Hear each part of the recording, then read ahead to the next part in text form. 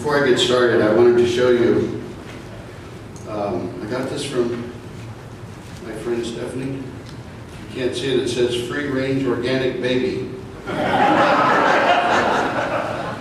She understands. Okay, so I'll start, until Shelley sits down.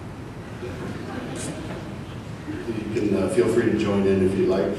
Genesis, Exodus, Leviticus, Numbers, Deuteronomy, Joshua, Judges, Ruth, 1st, 2nd Samuel, 1st, 2nd Kings, 1st, 2nd Chronicles, Ezra, Nehemiah, Esther, Job, Psalms, Proverbs, Ecclesiastes, Song of Solomon, Isaiah, Jeremiah, Lamentations, Ezekiel, Daniel, Hosea, Joel, Amos, Obadiah, Jonah, Micah, Nahum, Habakkuk, Zephaniah, Haggai, Zechariah, and Malachi. Matthew, Mark, Luke, John, the Acts, Romans, 1st, 2nd Corinthians, Galatians, Ephesians, Philippians, Colossians, 1st, 2nd Thessalonians, 1st, 2nd Timothy, Titus, Philemon, Hebrews, James, 1st, 2nd Peter, 1st, 2nd, 3rd John, Jude, and the Revelation. For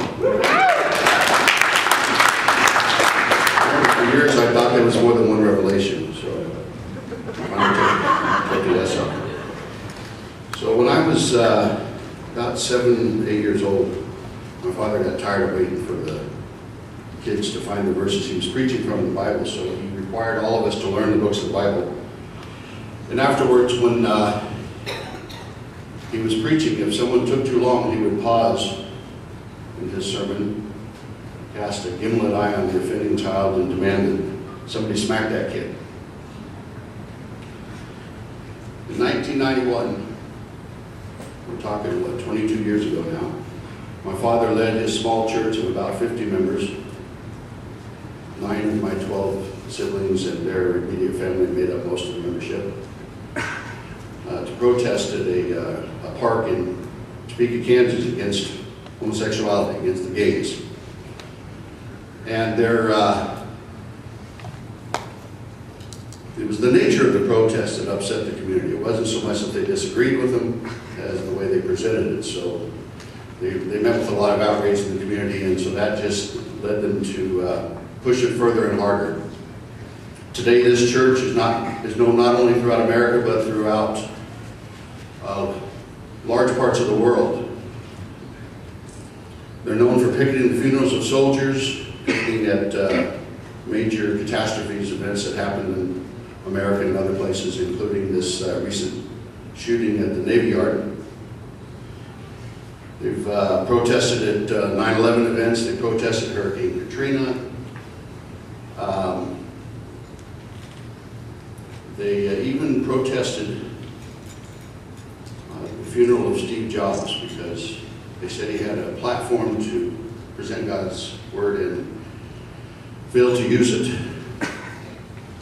They made their announcement, though, using their iPhone, so.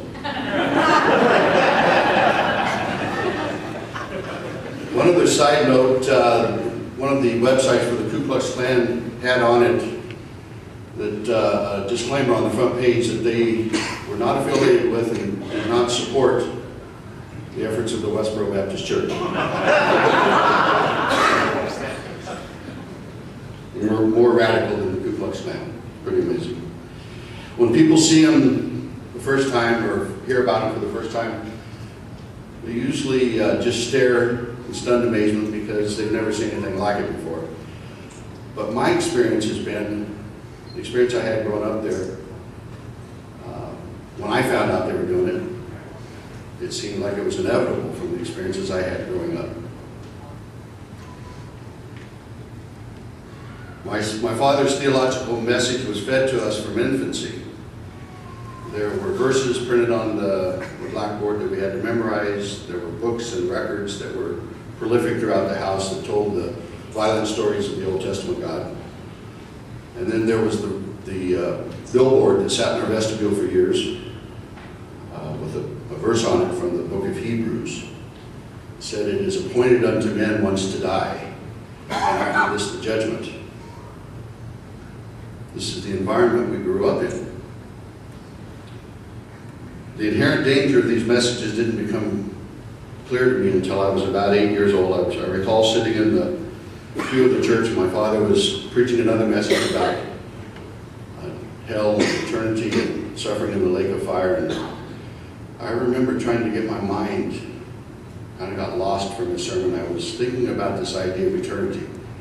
As an 8-year-old, trying to get your mind around this concept, it is really difficult for humans to imagine in the best of circumstances. I remember struggling with the sheer enormity of it and getting to the point where I was literally terrified, and I started crying. Didn't realize it then, but the walls around my heart and mind had already begun being built by that indoctrination. My father's a self-styled primitive Baptist, adhering to the teachings of John Calvin. Woven throughout that system and defining it is this idea of absolute predestination, which posits that in eternity past, an all-knowing, all-powerful God decided who amongst us would live and who would die and spend eternity in hell. None of us has any say in it because we are dead in our trespasses and sins. If you're selected, you gain eternal life. If you lose, you suffer the most extreme physical and mental anguish forever. Over the years, my fathers refined Calvin's doctrine to the point where they sincerely believe today that only that group that is in that church is going to heaven and everybody else on the earth is going to hell. One other interesting aspect of that is they believe that none of them are going to die. Christ will return before my father or anybody else dies in that situation, and they will be lifted up into heaven and usher in the return of Christ. This doctrine, as it's understood and practiced by them, is very important to understanding that church and their message to the world. You have no effect on your own salvation, so there's no real way of knowing if you even have it. We heard terms growing up there like impressions on the heart, or a calling, or an unction. These subjective terms were the best way that we could identify whether God had found favor with some of us. So it logically follows that my father and that church are not carrying these signs and preaching to the world to save you. Only God can do that. Unlike mainstream Christianity that sees proselytizing as an important part of their faith, my father has no intention of converting anyone. That job belongs to God. One of his favorite phrases behind the pulpit when I was growing up was, if God don't want you, we don't want you. Either he chooses you or you go to hell. And if he chooses you, somehow miraculously you end up at the Westboro Baptist Church. To illustrate this point, back in the mid-90s, he was on a radio talk show in Southern California with a Christian apologist named Rich Bueller. And Bueller was challenging him in some passages in the New Testament that talks about you will know them by their fruit. And the fact that he had not been able to really garner much of a membership suggested that maybe his fruits or his message wasn't accurate. My father got upset about that and said, that's not the test. The test is fidelity in preaching. All I have to do is be faithful to preach the word. God will take care of the rest. So Bueller asked him, well, how do you justify that attitude against that verse or that idea in the New Testament? And my father ended the discussion with his profound, debate-ending theological imperative that is really the cornerstone of their message. He said, Rich, you're just wrong. We were taught the only true Bible is the King James Bible. I puzzled over the fuss that he made about that for years until I realized that his doctrines were so intricately tied to the very sequence of words that if he allowed any other variation on the Bible, that his theology would fall apart pretty quickly. From that Bible, we were taught a variety of doctrines and behaviors that were rigorously upheld. On a few occasions, I recall someone challenging his version. They were quickly quelled and threatened with threats of human and divine violence. Some of the things we learned. Every thought and deed in our lives were laced with moral implications. Every decision was a decision for or against the will of God. We were not to be of this world, but separate from it. We were to look at the world and what it does and assume that it's evil. Find the evidence for that in the Bible and strive to behave differently. When our teachers led the classroom in Christmas carols, we were to leave the room and go to the library, which is one of the ways he separated us out from everyone else. Childhood indiscretions took on profound implications that reverberated down the halls of eternity. When we misbehaved, he would rage for hours that we were sons of Belial, workers of iniquity, pawns of Satan, sinning against the Most High God. I realize today it's no wonder that we grew up unwilling to express our mistakes or our shortcomings because we were so fearful of them. The natural process of growth through error was stymied in our earliest years. We learned that our hearts were deceitful and desperately wicked, that we were inherently evil, and only God's work on our heart made us marginally acceptable in His eyes. Our education about the world was profoundly colored by this fundamental message. But one of my earliest doubts about his belief system rose from this question. If in fact the Adamic race is so thoroughly cursed with this moral corruption, how is it that we so willingly turn to the writings of these same corrupt men to find salvation? Of course, Fred's answer was that these corrupt men were guided by the Spirit of God as they penned their work. The problem with that answer is that it only appears within the very writing in question. From behind the pulpit, our father raged against every other belief system and world leader. Straw men were built and destroyed Sunday after Sunday, as he taught us that since God hated them, we must hate them. That if their ideas contradicted his ideas, which were God's ideas, then they were evil ideas. One insidious consequence of this practice was to ingrain in our minds that the very tools of discernment that we were born with are evil. We learned not to trust the process of reasoning as it would raise doubts that contradicted the one truth from God. If a reasonable idea surfaced but was contrary to the ideas we were taught, our instinct was to challenge them, fear them, and reject them. For years, this was a profound barrier for me. As I tried to evolve and define the world as I saw it, I continually rejected or minimized fundamentally sound ideas for fear that they were spiritually evil. And it was only recently that I understood something else.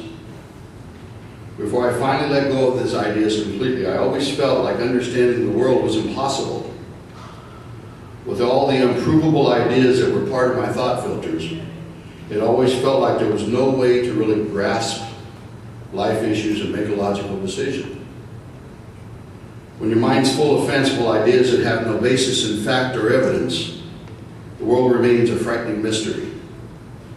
Wrong decisions were too easy to make, and the consequences were too great to ignore. But there was another aspect of growing up within the walls of Westboro. Any violation of Fred's rules put you at risk of being beaten and possibly ostracized. It's difficult to explain this concept of being ostracized unless it's happened to you, of course. But we grew up there and we heard this message constantly. But it really didn't have any teeth because you're still there every morning when you wake up. It was only after I left and spent years agonizing over the question of what was wrong with me, what did I do that separated me from my family, from that support structure that I grew up with. How is it that an idea that you hold in your mind can cause your family to hate you? Guilt is a constant companion. But perhaps the most powerful aspect of it is this. After 18 years of ritualistic teaching, it's hammered into every fiber of your being that God is waiting at the gate to smite those who would stray. So you wander through life wondering why God chose you for this particular fate, and when will He strike, and how much will you suffer? I mentioned a moment ago the risk of being beaten. Violence was a fact of life in our home. As I reached the age of awareness, my father had made the decision to return to law school for a degree. Faced with the responsibility of a wife and eventually 13 kids, as well as the demands of school, he was soon addicted to prescription amphetamines and barbiturates.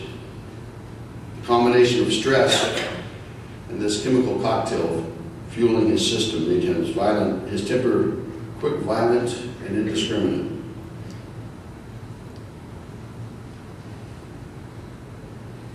Despite these circumstances, he eventually earned his law degree, but it wasn't long before he was in trouble with the law and lost his degree or his license for 2 years. An interesting aside to this part of the story is that in this situation, as in so many others, his explanation for the trouble he got into was that the church was being attacked by Satan. I imagine many of you have seen the signs, the images of my brothers and sisters and nieces and nephews carrying the signs that they have. Seeing those young kids up there reminds me of something that happened when I was younger growing up there. When he lost his license to practice law, he hit upon this idea that he would send the kids out to sell candy. The story was that we were selling candy to buy a new organ for the church. After a couple of years there in Topeka, that explanation wasn't holding water anymore. People were wondering why we hadn't bought it yet. So we branched out and we started going to Kansas City and Lawrence, Omaha, and Council Bluffs. And something we discovered in that process is that people were more willing to spend their money when they'd had a few drinks. So starting about 2 or 3 years into that process, we found ourselves on Fridays and Saturday nights selling candy in the bars while the strippers were performing just a few feet away.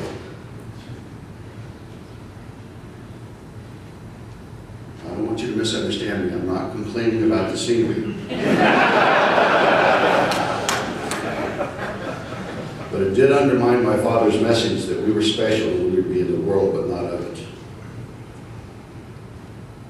Whenever someone raised a very legitimate concern that such places were unsafe for children, he would bristle and attack, insulting the person, and would assure them that God was watching over us.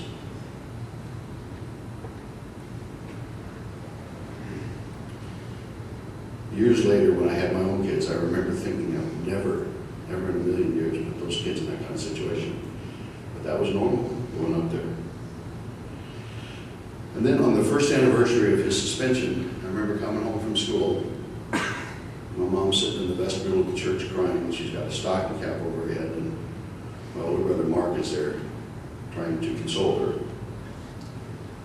And she pulls the cap off, and her hair has been chopped off. There's places where you can see her scalp. And she says that he cut her hair off because she was not in subjection. I remember the shock of that. I imagine most people realize how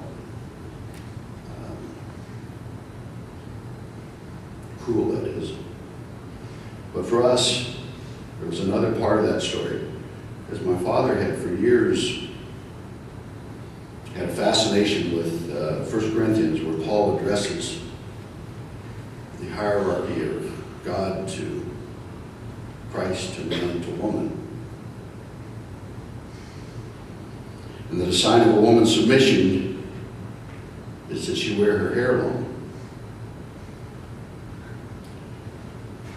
But Fred had decided that the word long should actually be translated to uncut. So we knew growing up there that women were not to have their hair cut, and they were to cover their heads whenever they were in church. So when I saw my mother's cut hair, it wasn't just that this was an act of violence against her, but that it was a way for my father to demonstrate that he had absolute control over her salvation. Women were second-class citizens in our church and our family. My father proclaimed this adamantly with no room for compromise. The Bible was very clear on that subject. Eve had been deceived by a talking snake. So logically, she was the weaker vessel in all respects. That's just logical. Don't you guys find that funny?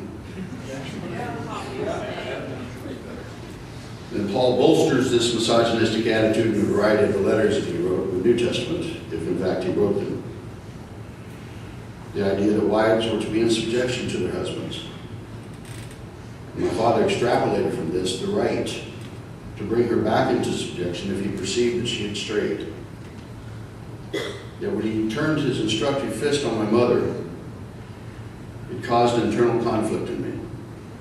For me, it was intuitively wrong that a 6'2", 250-pound man be allowed to beat up a woman half his size. For a young child, this question was profound. How could the creator of the universe justify such a thing? But his so-called discipline didn't end with her. He was a strong believer in spare the rod, spoil the child. Dissatisfied with the straining barber strap that he'd used for years, he decided to upgrade it. Presumably, the larger the rod, the less spoiled the child, so he announced one day that he was going to be using a Maddock handle in the future. I don't know how many are familiar with what that is. It's a farming implement to pull up roots. The handle's about 4.5 feet long and solid wood. It has a circumference of about 15 inches on the business end. And he would swing that like a baseball bat.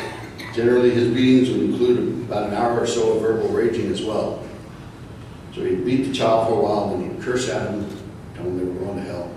Meanwhile, that skin that had been damaged would stretch from the damage, from the beating.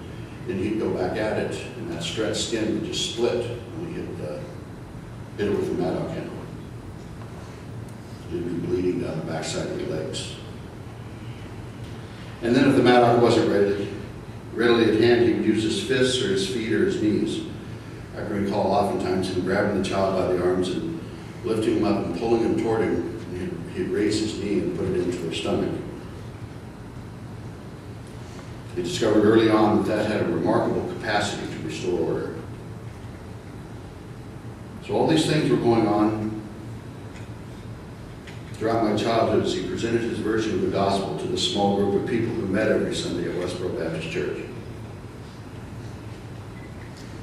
One of the natural effects of this theology was that throughout my childhood we never had more than 2 or 3 families attending the church, including ours. So as I grew, my doubts grew with me. As my doubts grew, my defiance grew. And with that grew the violence that I experienced. In spite of his words, in spite of his uncanny ability to weave arguments and justifications from the words of the Bible, I couldn't reconcile what I heard him say and what I saw him do to others. How was it possible that the best God had to offer the world was this raging, hateful ideology?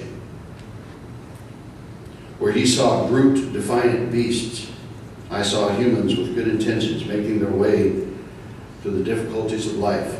When he would ridicule and abuse strangers, I would flush with embarrassment and empathy for them. My father hated that part of me, so he called it weakness. I, in turn, learned to feel great shame and frustration that my nature didn't match my father's expectations. Because even as I wrestled with the faith of my father, there was a large part of me that accepted his pronouncements of who I was as a person. I want to shift gears here for a moment, folks, because I think it's important to make a point here.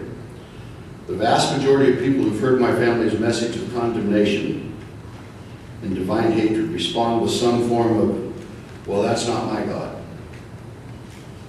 My God is a loving God, a caring God. Well, you're entitled to that belief. The facts and realities may conflict with them. One fact that can't be disputed is that the beliefs held by the Westboro Baptist Church are well grounded in the words of the Bible. This book that's generally interpreted today as the words of a benevolent God contains all the passages necessary to come to the conclusion that my father arrived at. It isn't, as most who encounter them would argue, that they've interpreted it wrong. It is that the Bible provides ample opportunity for the construction of this theology. In fact, their version of Christianity was the mainstream version only 200 years ago. Proof of that can be found in a sermon that was referenced often by preachers of that day. A sermon by the American theologian Jonathan Edwards, entitled "Sinners in the Hands of an Angry God." The essence of the sermon can be summed up in this sentence from it: "There is nothing that keeps wicked men at any one moment out of hell but the mere pleasure of God." Fred taught us that God doesn't change. He's always been as he is. For this reason, he abhorred any evidence of change in the message of the Bible that he saw. As he watched religions of the world evolve to meet the ideology of modern society, he perceived it as a degradation of the truth. So adhering to the letter of the Bible as he saw it was of utmost importance, and it became the evidence that they alone were maintaining and defending pure gospel truth. When confronted with a radically changing message of Christianity from antiquity, he was forced to pick a particular time when the real truth was made known to man. He arbitrarily picked Calvin's version of the immutable truth of God. So for all the reasons I've outlined so far, and many more, I made the decision to run away from home when I was 16 years old. But I couldn't do it until I was 18 because legally he had control over me. So I plotted. Secretly bought an old car for $300 and hid it. Slowly packed my meager belongings and stashed them in the garage. And on the night of my 18th birthday, I waited until my family was asleep. Backed the car into the driveway, packed the trunk, slipped back into the house, and I waited. I stood in the dining room of the home that I grew up in for 18 years. And from my vantage point at the bottom of the stairs, leading to my father's bedroom, I could watch the clock to the wall on my left and see the pulpit that he preached from through the door to my right. I could hear his voice booming out to the tiny congregation as he meticulously and exhaustively defined the system of faith that justified his abuse. I recalled him expounding on the verses that proved his enemies were the enemies of God. I remembered him violently reinforcing his demands that his children contend for the faith with the same intensity that he exhibited. It was an incubator of hate. I turned back to the clock, watched it slowly rise to midnight, and I left that place. Those who knew the truth of our childhood wondered how I was so normal. At first I thought they exaggerated.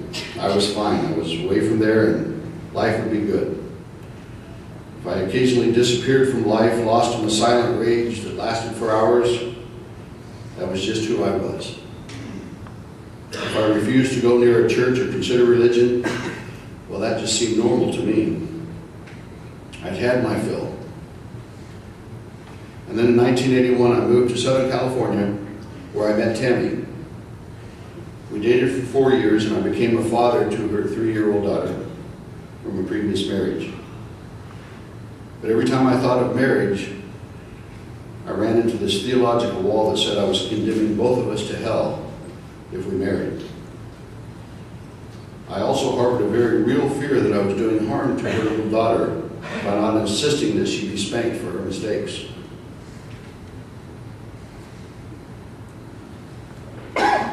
After 4 years, I managed to push the very normal anxieties to the back and asked her to marry me. When we got pregnant a month after the wedding, I didn't dare tell anyone that I was terrified. I knew the children were a gift from God and was sure that I had lost favor with him, so he wouldn't allow this gift to be bestowed. But how did I explain that to my wife? So I lived in silent fear for the next 7 months, sure that this was going to end in disaster. But when my little boy was born, it was the closest thing to a miracle I'd ever experienced in my life. As I sat and stared at this little human, my heart swelled with an emotion I'd never felt.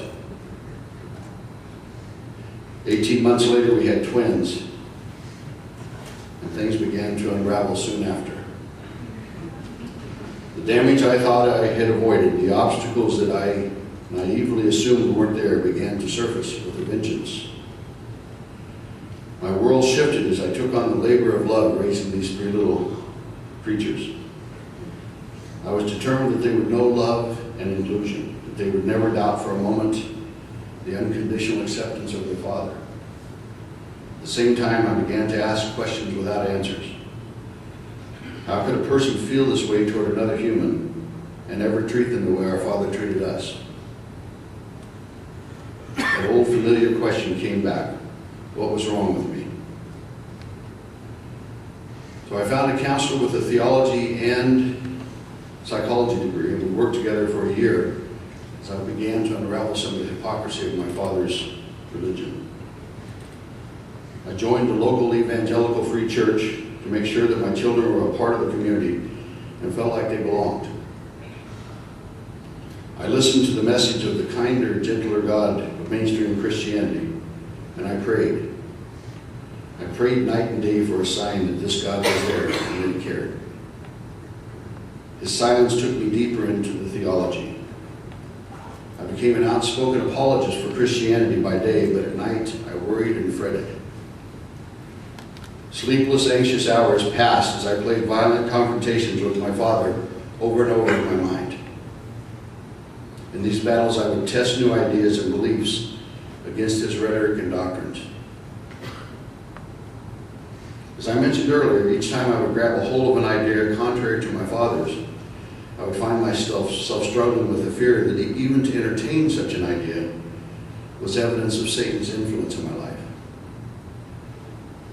What it really boiled down to is I was unable to make the transition from living my father's ideas as a child to embracing my own understanding of the world as an adult.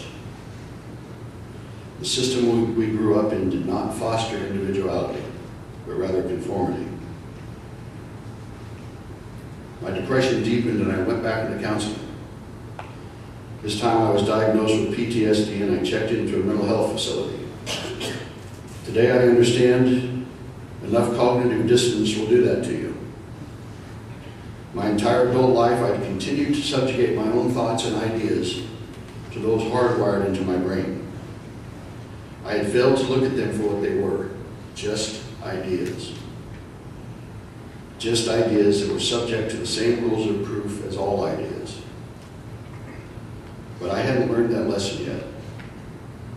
I left the hospital 2 weeks later with the understanding that nothing could cure me except ignoring it. So I went back to church and Bible study.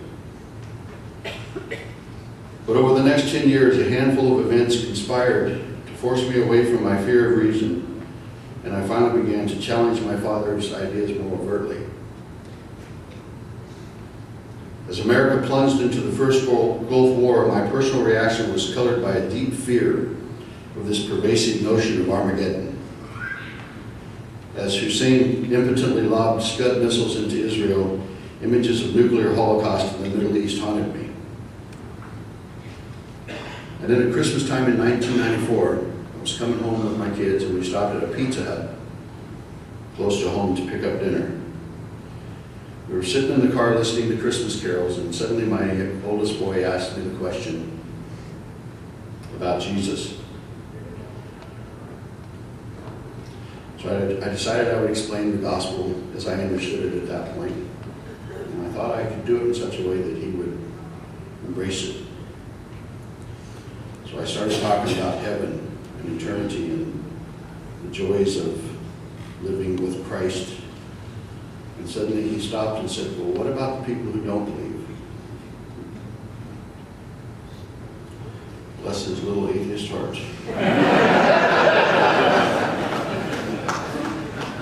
So I blundered in explaining that the Bible said that they go to a place called hell. And he said, well, how long? And I said, the Bible says for eternity. And he wanted to know how long that was. So I said, forever. And he burst into tears. I gathered him into my arms, and I recalled that image of me crying in the church pew as I listened to my father preach about hell and eternity. So I stopped taking my kids to church, and I started teaching them to think critically. I challenged them constantly over the ideas they brought home from school. I taught them to be skeptical, and I taught them to challenge authority. In the midst of this process, a still small voice kept reminding me, "Physician, heal thyself." So I began to challenge the leaders of my church, and they had no answers. So I took my questions to higher authorities, and their responses were no better. I even wrote to national Christian leaders for greater understanding and found their rhetoric empty. And then September 11th happened. There was a young lady named Lisa Frost who grew up with my oldest daughter, had graduated from high school and gone to Boston University to get a degree there. And she had just graduated from Boston University and was flying back home to Southern California. And she was on that second plane that went into the World Trade Center. So I reached out to her father and helped him as he was dealing with the memorial service. And he came by my business, and I remember him having a file, and he was showing me letters that came from the president and letters that came from a letter that came from the governor of California. And I remember how intensely he was looking for justification for the loss that he was experiencing. And I remember how the community as a whole responded to this. I remember thinking this was an act of blind faith that killed 3,000 people. And I was frustrated beyond belief at how the people in my community, and I believe throughout America, was responding to this act of blind faith by retreating to blind faith. And I had an epiphany at that moment. In 2004, for the first time in my life, I picked up a book that wasn't written by a Christian. It was called, Michael Shermer wrote it. It was called The Science of Good and Evil. And it changed everything for me. As I pored over his words, hope stirred in my heart.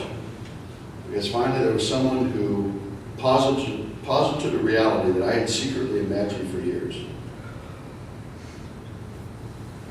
Here was the justification for so many ideas that I held secretly in my heart.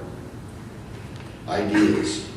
We live in a world of ideas. We define our reality with ideas. We give credibility to ideas by calling them facts, capital T, truth. But they're just ideas until they're vetted by reality and withstand the test of evidence. They're just ideas until they can be proven true through experimentation and rigorous research.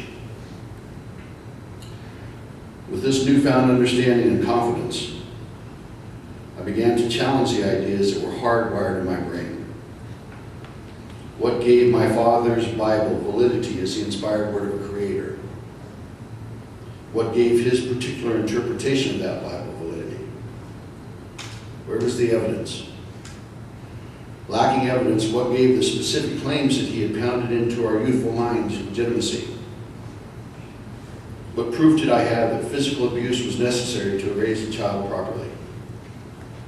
What proof was there that women were inherently inferior? And what proof justified that a certain group of people should be shunned and treated differently because they love someone of the same gender? Ideas are fed to us from the time we're born. As children, we're unable to discern the difference between fact and fiction. If the ideas come from authority, it's real. If we hear from our parents, our pastors, our teachers, and our neighbors that being gay is wrong, we simply know that being gay is wrong. If this message is given to us at the right age, it becomes part of the hardwire of our brains. As we grow, we develop the ability to discern between truth and fiction. We can step back and begin to ask the unemotional questions that help us to discover the validity of our beliefs. But the problem is, we got to want to. And if our culture doesn't want us to, we're really good at developing sophisticated ways to keep you from asking the right questions. I spoke earlier of an epiphany during September 11th. It occurred to me in the emotional upheaval following that attack that the mechanism of blind faith could very well be one of the greatest threats to humans today.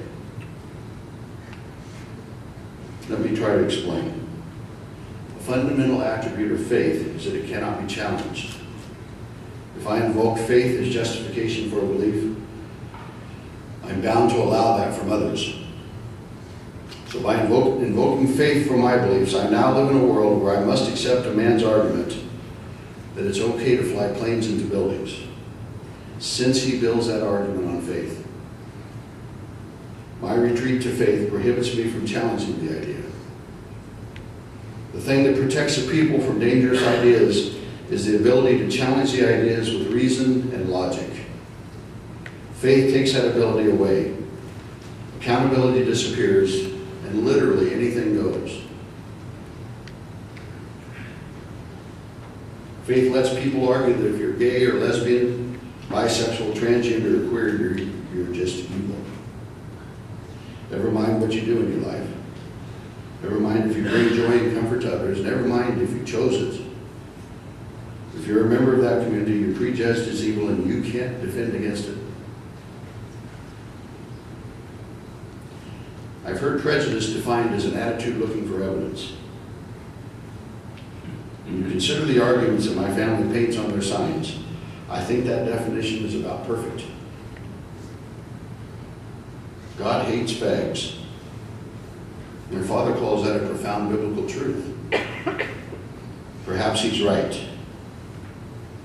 But if he is, what does that say about the Bible, folks? Instead of cowering at the self-proclaimed divinity of that book, shouldn't we challenge it? God hates fags. Let's consider that idea without the divine judgment barrier.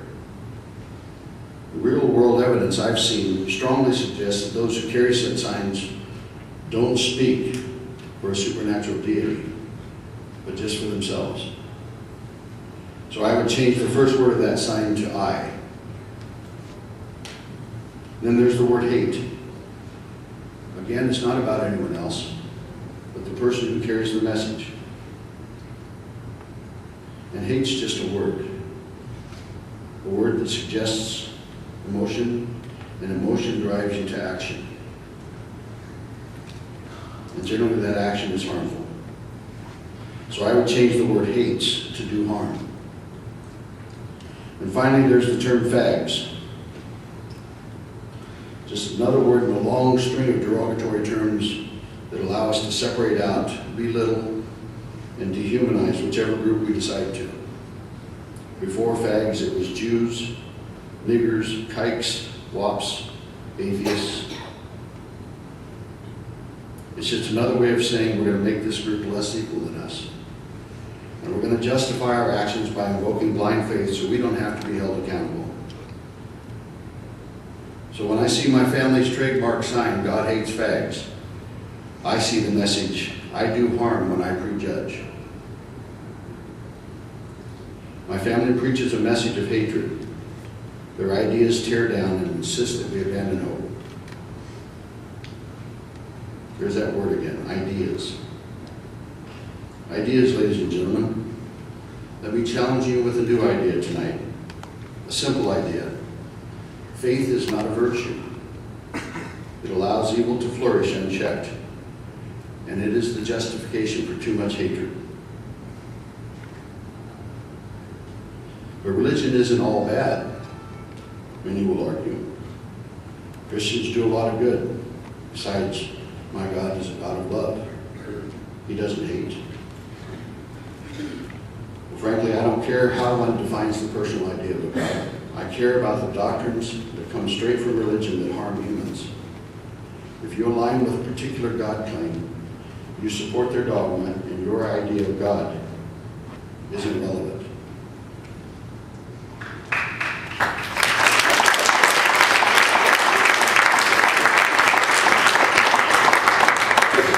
So we came here tonight to talk about the dangers of indoctrination. I've talked extensively about the negative effects that these ideologies had on me. These are ideologies that couldn't exist without components exclusive to supernatural religious claims. I've also heard from thousands of people in the last 4 or 5 years who've had similar experiences, and many more who found my story to be a source of solace as they dealt with other forms of religious abuse. But what other ways does religion harm humans? From misogynistic ideas toward women, to property ideas about women and children, to ideas about absolute authority of men that are derived from religion. All of these paradigms lead directly, too often, to the life-altering harm of sexual abuse. And then what about the issue of homosexuality? Equality and justice for every citizen. Would we be fighting this battle today if religion didn't condemn it? Oftentimes I'll consider these ideas and I'll get lost in the stream of thought, not just associated with religious harm, but harm in general. I wonder sometimes if we really understand the price of harm, the real cost of injustice. Sam Harris talks about choices that increase the overall good. I often imagine a great scale that dips ever so slowly toward our demise based on this concept of overall fairness, justice, whatever term you want to use. Getting back to this idea of sexual assault, for instance. We want to find the perpetrators and make them pay for their crimes, but that's never the end for the victims. Someone has made a profoundly selfish choice to violate someone physically for a very short-term physical benefit. The choice may cause the perpetrator some harm, or may go to prison. But what does it cost the other person? What does it cost them? A moment of selfish pleasure translates to a lifetime of negative consequences. Physical assault is just the beginning of a cascade of events that exponentially increase the overall harm to the violated. Their world forever shifts. Regardless of how successful they might be at overcoming, the fact is they had to overcome. They had to shift their world, define every new moment in the context of that moment.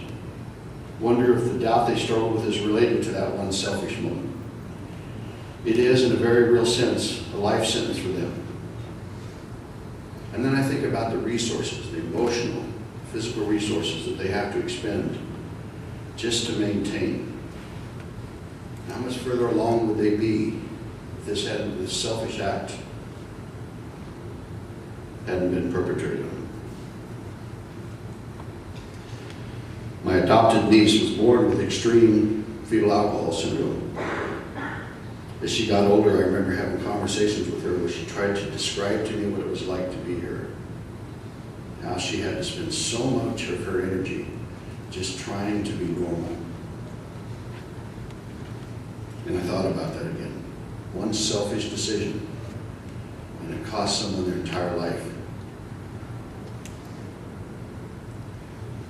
How much further along could my niece be if that burden had never existed? If you magnify this to the broader social level, how much further could we be as a society, as a world, if these religiously imposed burdens never existed?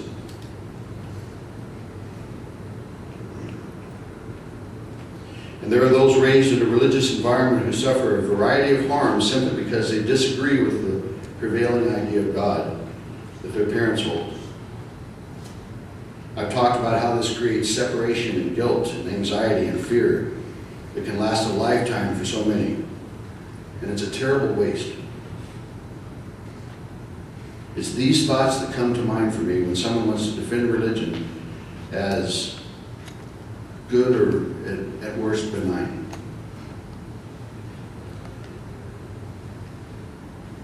Yes, I understand that religion has historically been a place for society to express or display their propensity toward kindness or goodness. Where the argument fails is in the assumption that religion is the only vehicle for good in the world.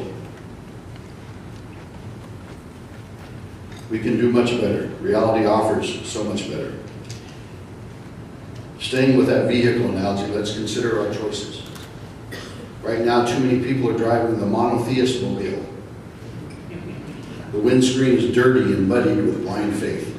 It long ago lost its ability to change direction, so it lumbers forward, bouncing over the bodies of those who stand in the way, relying on outdated maps drawn by dead men, its rusty horn honking divine condemnation at every new idea or discovery that passes it.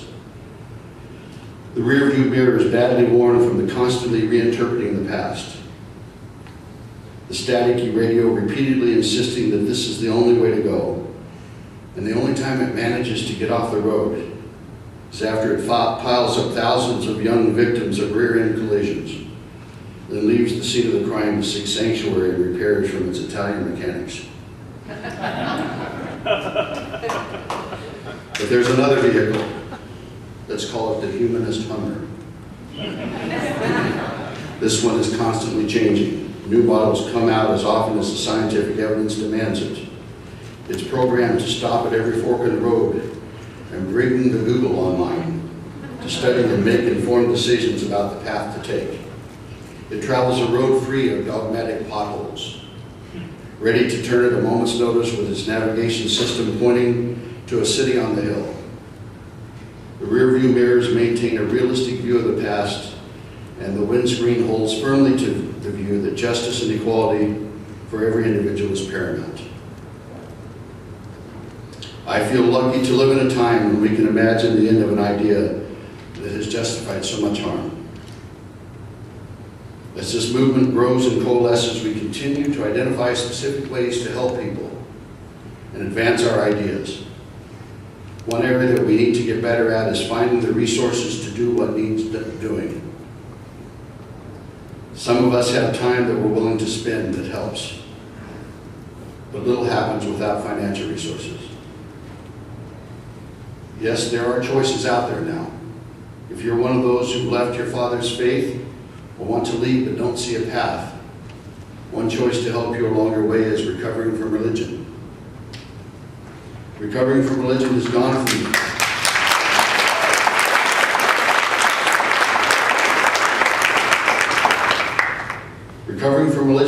from this philosophical to the practical. We talk a lot about change, and here we see it in action. There are some here tonight who have directly benefited from recovering from religion. It's a coalition of hundreds of small groups around the world that provide a place where individuals can reach out and draw support from others on the same path.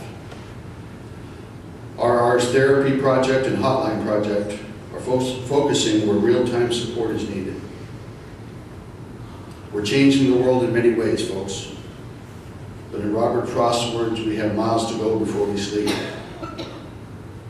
An 8-year-old Yemen girl recently died from the injuries she suffered on her wedding night at the hands of her 40-year-old husband. A 20-year-old transgender woman was deliberately targeted and beat to death by a group of young men in New York.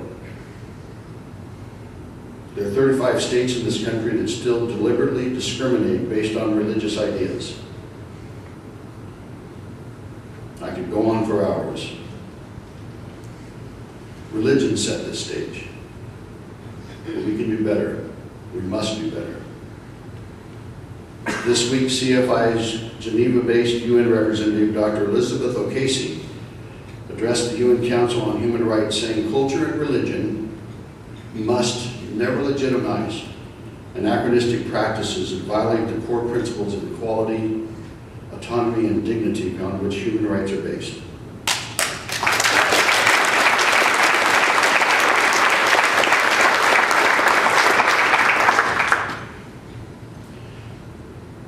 I want to close with this final thought. It's my favorite. I remind myself of it every day. It's kind of my mantra, my guide. The British philosopher Bertrand Russell was interviewed late in his life He was asked, "What do you think it's worthy telling future generations about the life you've lived and the lessons you've learned?" He had this to say: "I should like to say two things, one intellectual and one moral. The intellectual thing I should want to say is this: when you're studying any matter or considering any philosophy, ask yourself only what are the facts and what is the truth that the facts bear out. Never let yourself be diverted either by what you'd like to believe or what you think would have beneficent social effect if it were believed, but look only and solely at the facts. That's the intellectual thing I should wish to say. The moral thing I should wish to say, I should say love is wise and hatred is foolish." Thank you all very much.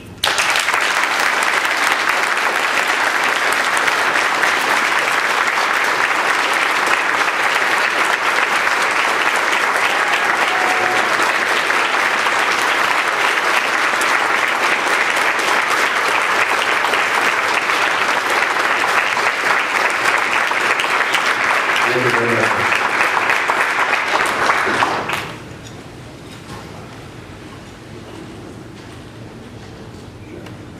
All right, if anybody has any questions, I'm gonna meet you over on the side over here to the left. If you make a line, I'll meet you over there and then we can answer questions, okay?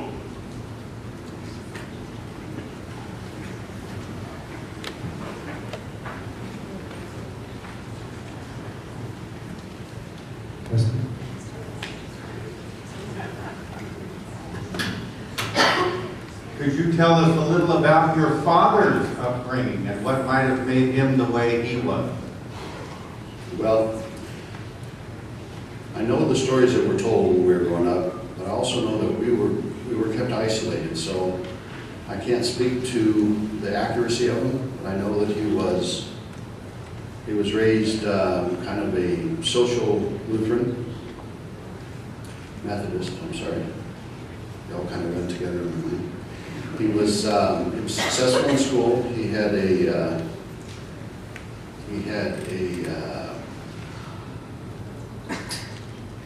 Eagle Scout.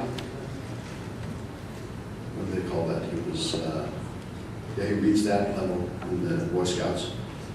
He was class valedictorian in high school. I know that his mother died when he was 5 years old. It has been suggested that might point to something.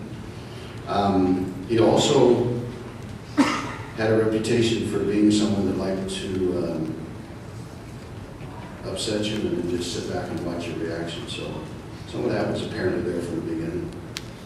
He had an appointment at West Point when he was 17, and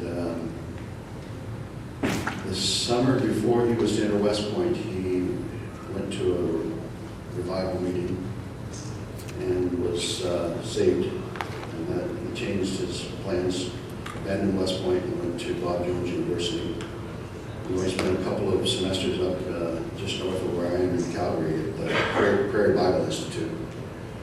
And then he traveled around the north or the west, preaching to the Indians of Arizona and the Mormons in Utah. And eventually became an itinerant preacher around the various churches. And met my mom in the Phoenix area. He was a guest preacher there. And eventually moved to Kansas, where he had the opportunity to take over a church there. And that's where we got started. Do you have any reason to believe he might have been abused as a child? I don't have any evidence for it, so. Your story is so inspiring. I just can't help wondering, we know indoctrination early in childhood can lock up even a very intelligent mind for a lifetime. Clearly some family members of yours continue to be locked up. Could you tell us what made the difference for you, and is it something that others could help those who are locked in with an ideology to break free? I wish I could. I wish I could. I mean, I think it's, Well, what I say about the people who are there, because sometimes people ask, why don't you go in and try to pull them out? And the one thing I say is that they have to leave first. So there has to be something there to begin with that pulls them in, and then I'll help from there. It has to come from within, and I don't know, I think for each person it's a little bit different, to be honest with you. I know for my brother, my older brother, it was a woman. Powerful force.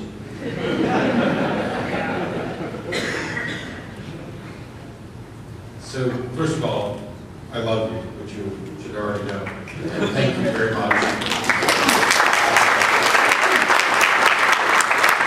And I apologize that I'm going to ask a question about your family instead of about you. But you mentioned early on that they have this idea that they're not going to die.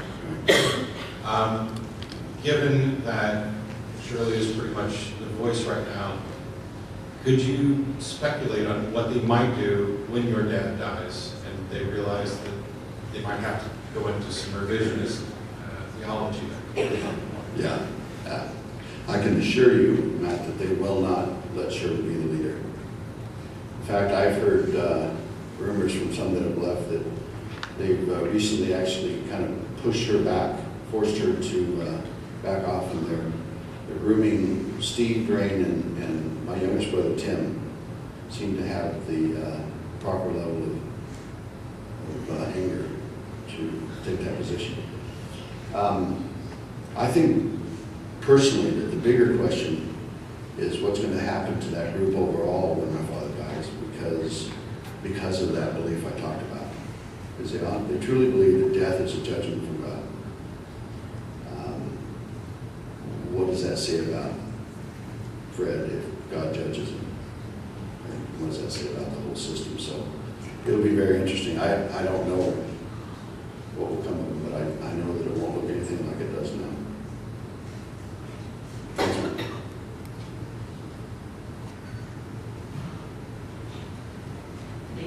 Have any other of your family members left the church? Yeah, my older brother Mark, and he lives now in the Phoenix area. And then one of my younger sisters left, and she actually stayed in Topeka because she had the support group there to help her. But she changed her last name almost immediately, so she didn't have to deal with that. Are you in contact? Yes. Yes.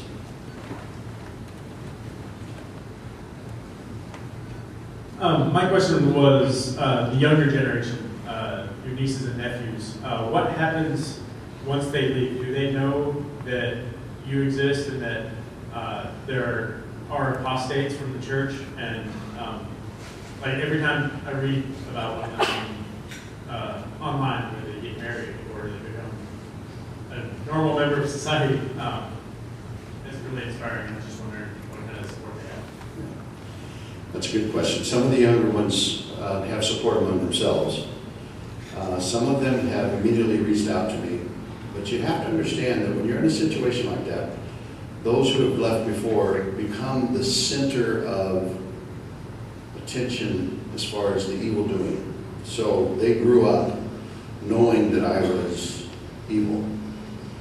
And a lot of times when you leave a situation like that, you leave for your own reason.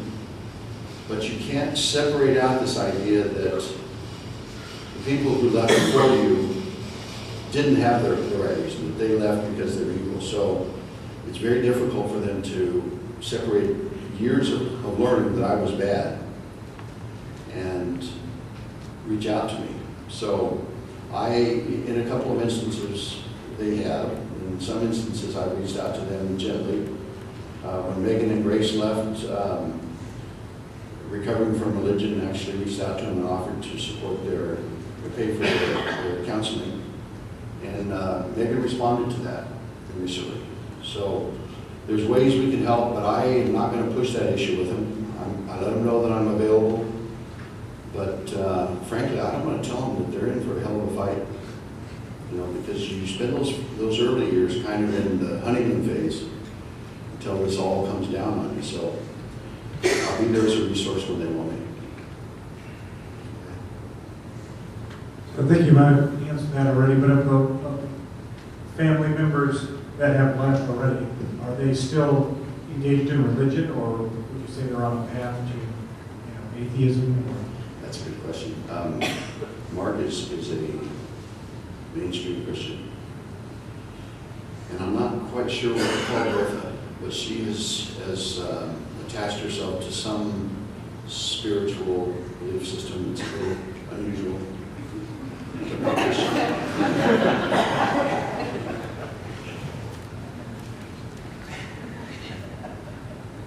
Based on your experience, do you think it's possible to reason someone out of an unreasonable belief, or does it take an emotional reason to recover from an emotional trauma?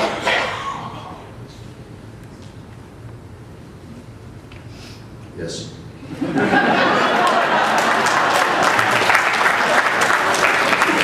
Again, I think it depends on the individual, but I subscribe very strongly to the idea that you get to people's minds through their hearts. So that's what I try to do. Thank you all very much. Guys.